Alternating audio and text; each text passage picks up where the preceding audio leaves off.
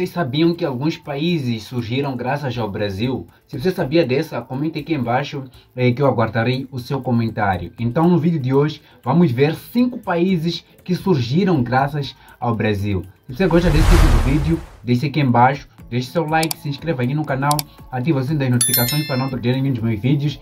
Minhas redes sociais estarão aqui na descrição. Quem não me segue lá no Insta, começa a me seguir para que a gente possa trocar de ideias e opiniões. E ressaltar, pessoal, que o link do vídeo original estará aqui na descrição. Vai lá, veja o vídeo e se puder, diga que veio por mim. Eu serei meramente grato se assim o fizer, beleza? E então é isso, vamos ver o vídeo, pessoal. Em 1893, um cara lá dos Estados Unidos estava navegando indo para a Índia, quando se deparou com uma ilha. Aí, de acordo com a pesquisa que ele fez lá, ele viu que ninguém clamava aquela ilha. Então ele teve a brilhante ideia de clamar para ele mesmo e criar o seu próprio país, o Principado de Trinidade, com ele como ditador militar príncipe do país.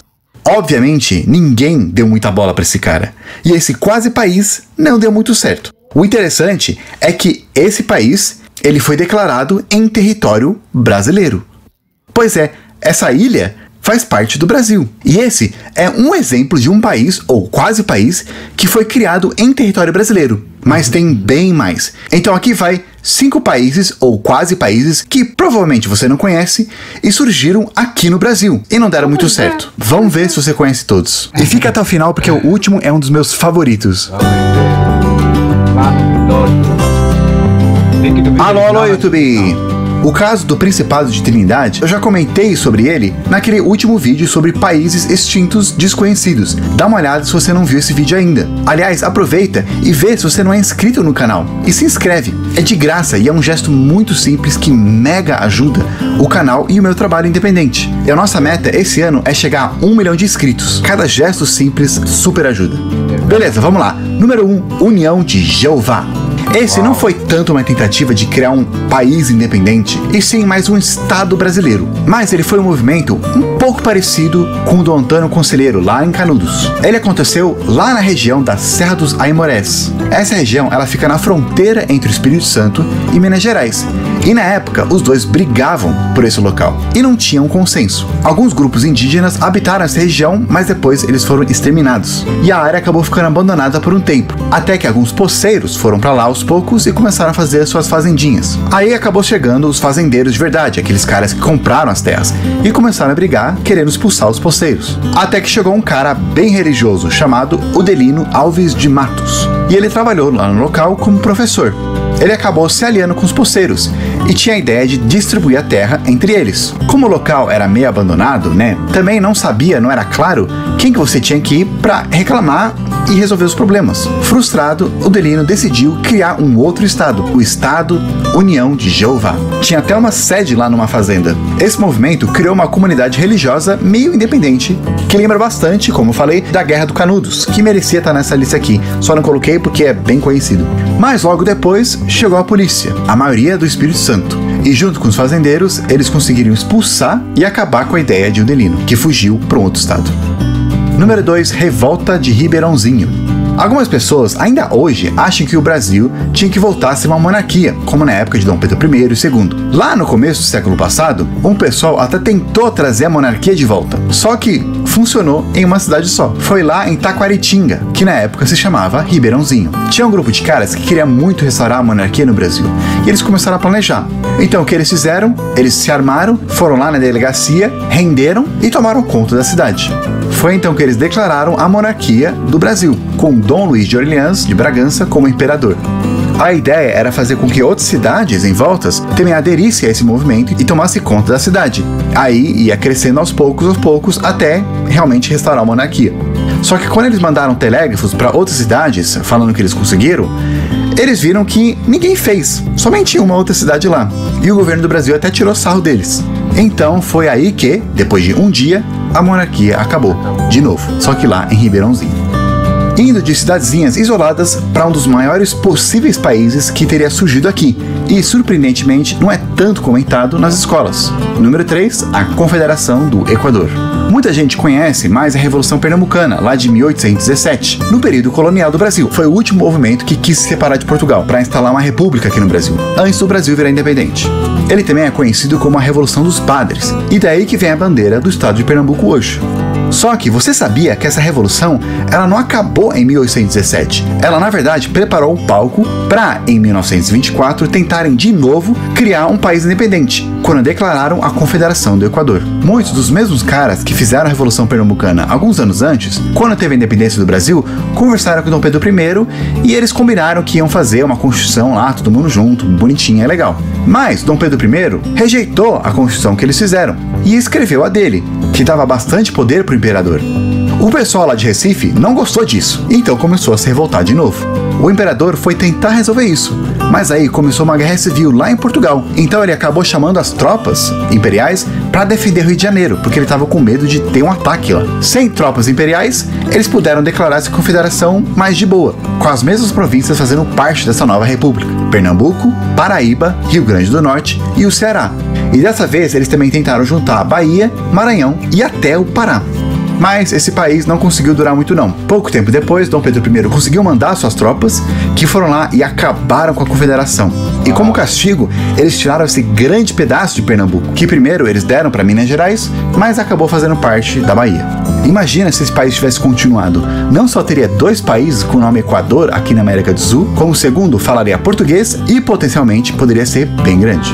Falando em grandeza, vamos agora para o segundo maior estado do Brasil, que é tão grande que chega a ser o tamanho de um país, como Angola, o Pará.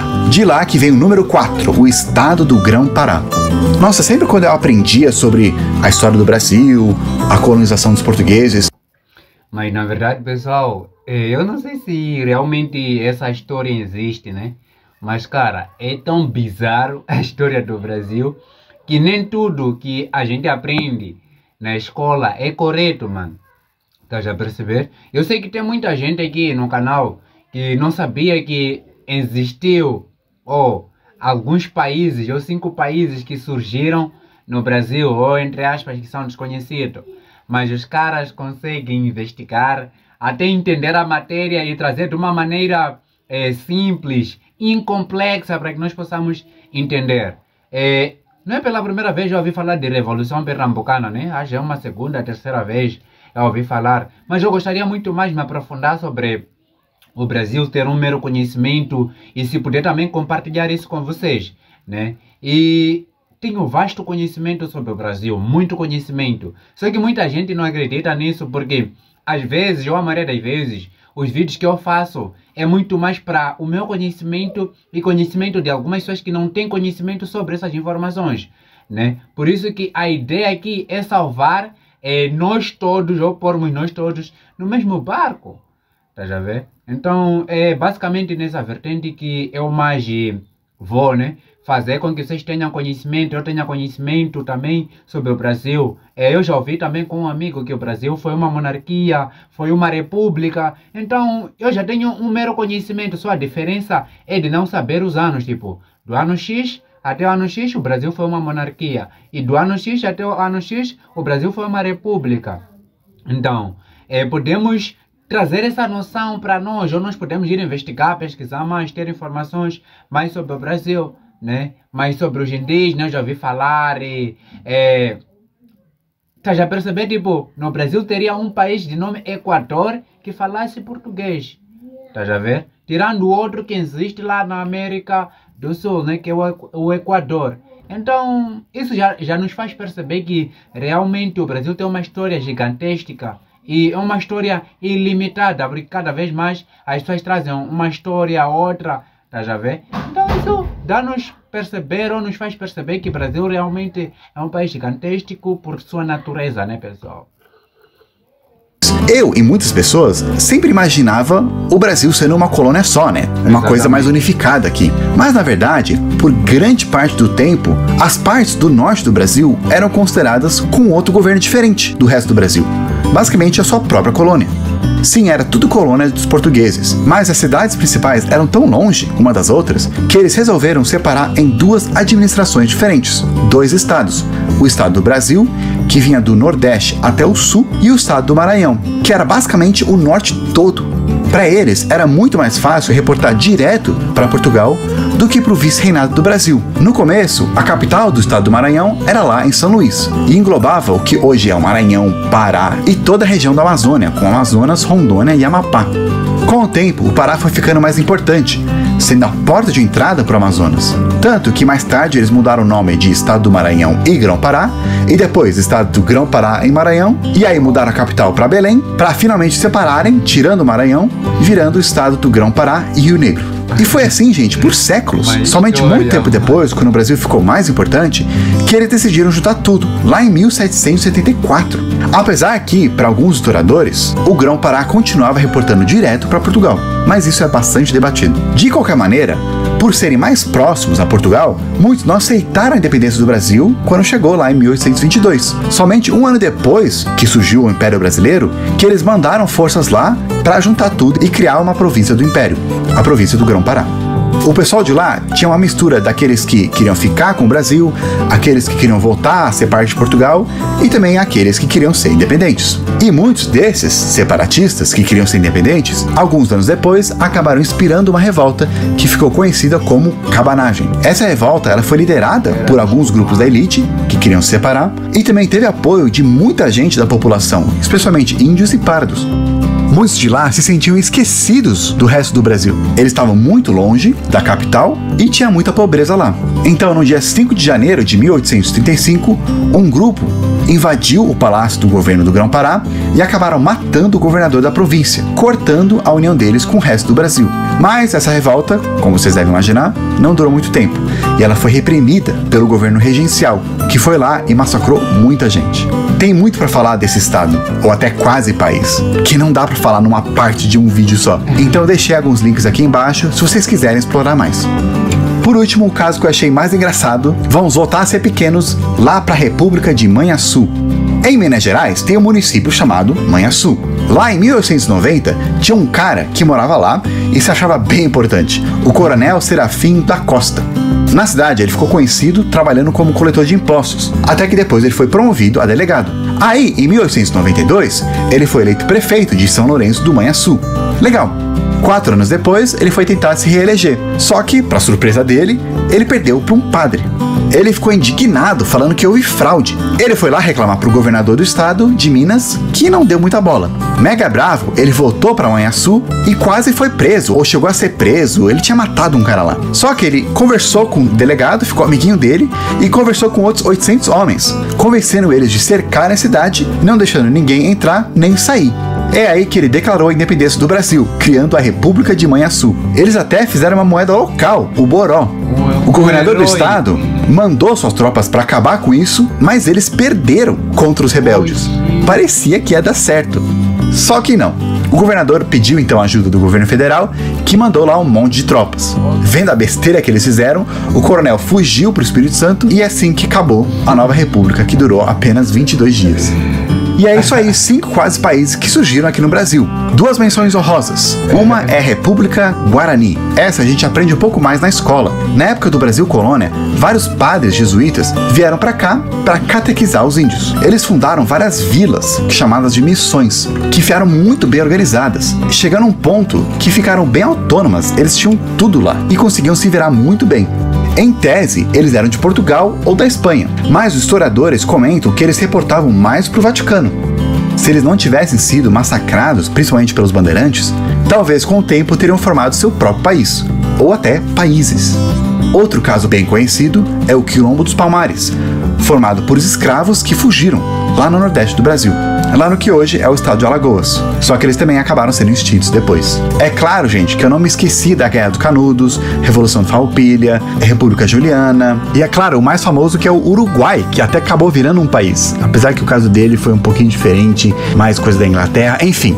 Esses casos e alguns outros, eles são mais conhecidos, por isso que eu não coloquei na minha lista. Não quer dizer que eles não mereciam estar aqui. Também tem aquele caso do Acre, que ficou independente lá no começo e depois se juntou ao Brasil, mas eu já mencionei em um outro vídeo meu. Esses 5 que eu separei aqui são os que eu mais me surpreendi, principalmente esse último aí. Mas o que mais não falta na história do Brasil é movimentos separatistas. Se vocês gostaram desse vídeo e querem uma parte 2 ou vídeos parecidos, dá um like e comenta aqui também, senão fica difícil de saber se vale a pena continuar com uma série. Então curtem, comentem, compartilhem com outras pessoas, tudo para ajudar a alcançar mais gente. Quanto mais popular o vídeo ficar, mais provável de acontecer uma parte 2, ou uma continuação com alguma outra coisa. E por enquanto, gente, é isso aí. Vou ficando por aqui, nos vemos na próxima.